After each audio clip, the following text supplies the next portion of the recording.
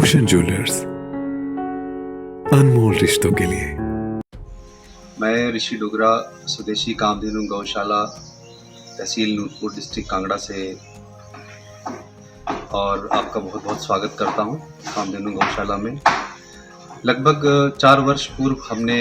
स्वदेशी कामधेनु गौशाला का इसका नींव पत्थर रखा और कुछ गाय माताओं से हमने इस कार्य को शुरू किया। कार्य को शुरू करने के पीछे जो लक्ष्य रहा था कि भारतीय देसी नस्ल की गायों का नस्ल सुधार, इनका संरक्षण और संवर्धन, क्योंकि समय के अनुसार हम देख रहे हैं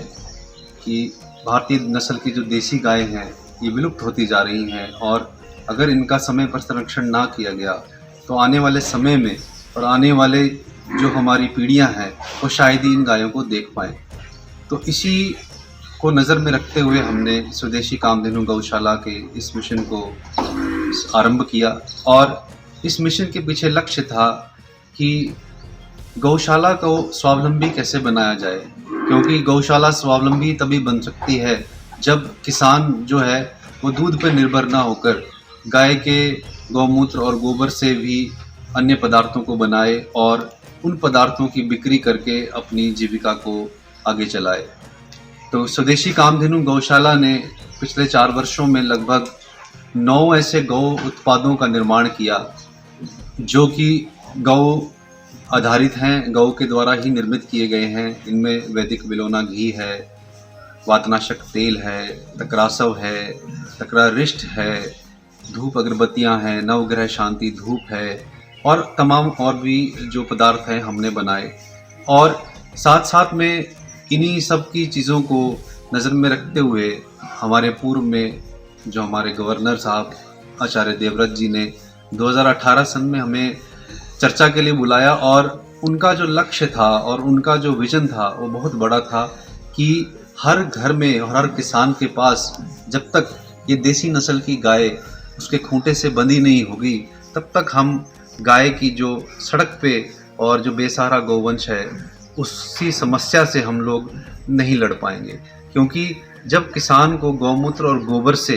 एक आय आना शुरू होगी तब किसान आखिरी दम तक और आखिरी समय तक इस गाय को नहीं छोड़ेगा। लेकिन समय के अनुसार अगर देखा जाए तो ये लक्ष्य काफ़ी बड़ा था और ये लक्ष्य को प्राप्त करने के लिए पूरे भारतवर्ष में और पूरे हिमाचल में किसानों को एकजुट होना था। तो कहीं ना कहीं लगता ऐसा है कि वह जो लक्ष्य था गवर्नर साहब का वो कहीं बीच में छूट गया, क्योंकि किसानों को जो स्वास्थ्य पालकर नेचुरल फार्मिंग की ट्रेनिंग दी जा रही थी, उसके तहत गाय के खरीद पे कुछ सब्सिडी दी जा रही थी, तो उसका भी कोई बहुत अच्छा रिस्पांस देखने को नहीं मिला किसानों द्वारा। हालांकि हमने प्रदेश में ये कोशिश की है कि अन्य ज़िलों में जाके हमने किसान भाइयों को अच्छी गाय उपलब्ध करा के दी है और आगे भी कोशिश कर देंगे कि किसानों को अच्छी नस्ल की गाय हम दे सकें। और उत्तर भारत की बात करें और विशेषकर हिमाचल की बात करें तो साहिवाल नस्ल की जो गाय है यहाँ के वातावरण के हिसाब से बिल्कुल एडजस्ट करती है और इस पर अगर कार्य किया जाए, इसको और आगे बढ़ाया जाए, ऐसे स्वावलंबी किसानों को जो देसी नस्ल पर काम कर रहे हैं उनको सरकार सहायता दे, उनको सरकार गौ सेवा आयोग में कहीं ना कहीं उनको उनकी बात को रखे, उनका योगदान रहे, उनकी कोई रिप्रेजेंटेशन रहे। क्योंकि प्रैक्टिकल काम जो धरातल पर काम किया जा रहा है उन लोगों को कहीं पर भी आगे बढ़ने का मौका नहीं मिलता है, वो लोग अपने तक ही सीमित रह जाते हैं। और बाकी जो पॉलिसीज़ बनती हैं जो और पॉलिसीज़ फ्रेम आउट होती हैं वो ऐसी पॉलिसीज़ फ्रेम आउट होती हैं जो किसान के स्तर पर आकर लागू ही नहीं होती, तो किसान कैसे गौपालन कर पाएगा। तो मेरा प्रदेश के मुख्यमंत्री जी से और जो हमारे कृषि मंत्री हैं उनसे, गौ सेवा आयोग से, इन सब से यही प्रार्थना है कि आप गौ आधारित कृषि, गौ आधारित उत्पाद करने वाले ऐसे किसानों को प्रोत्साहन करें, ना कि उनकी टांग खींचें। क्योंकि बहुत सारे लोग ऐसे भी होते हैं जो ये कहते हैं कि आप व्यवसाय कर रहे हैं, हाँ, बिल्कुल व्यवसाय कर रहे हैं, क्योंकि गौशाला स्वावलंबी तभी होगी जब गौ पदार्थों पे काम होगा। अन्यथा सिर्फ दूध बेचकर आप गौशाला को स्वावलंबी नहीं कर सकते। इसलिए बहुत सारे किसान भाई बहुत कम समय के बाद ऐसे प्रोजेक्ट्स में फेल हो जाते हैं और निराश होकर अपने घर में बैठ जाते हैं। तो इस समय, जिस समय कोरोना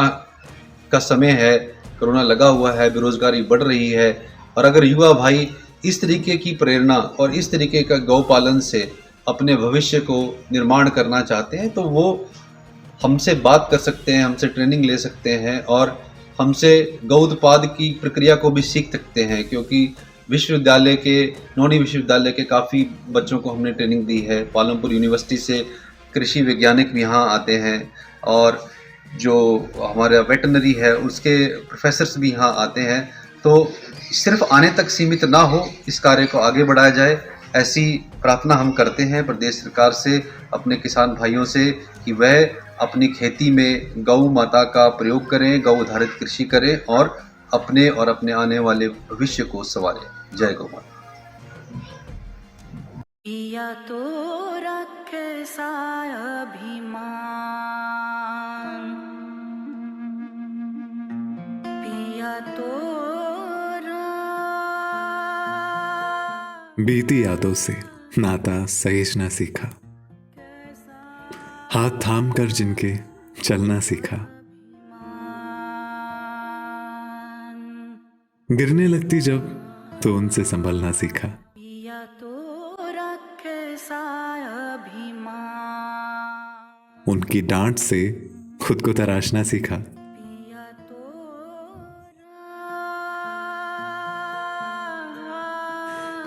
घर से दूर होकर भी दिल को हमेशा यह एहसास रहता है, उनका प्यार और फिक्र हमेशा मेरे साथ रहता है।